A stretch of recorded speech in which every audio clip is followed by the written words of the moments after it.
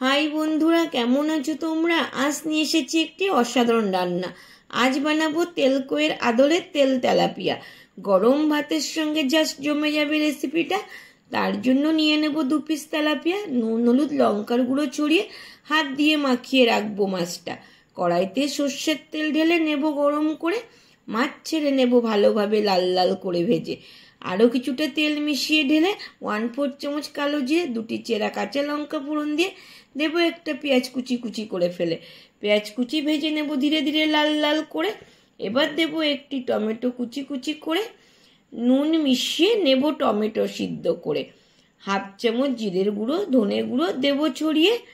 ভালোভাবে মশলাটা নেব সময় ধরে কষিয়ে। লঙ্কার গুঁড়ো কাশ্মীরি গুঁড়ো সাথে দেব নুন হলুদ মিশিয়ে। সামান্য জল দিয়ে মশলাটা নেব ভালোভাবে কষিয়ে। সময় ধরে নেব লাল লাল করে। তেল ভেসে উঠলে মাছ দেব ঢেলে। মাছের গায়ে মশলাটা মাখিয়ে নেব।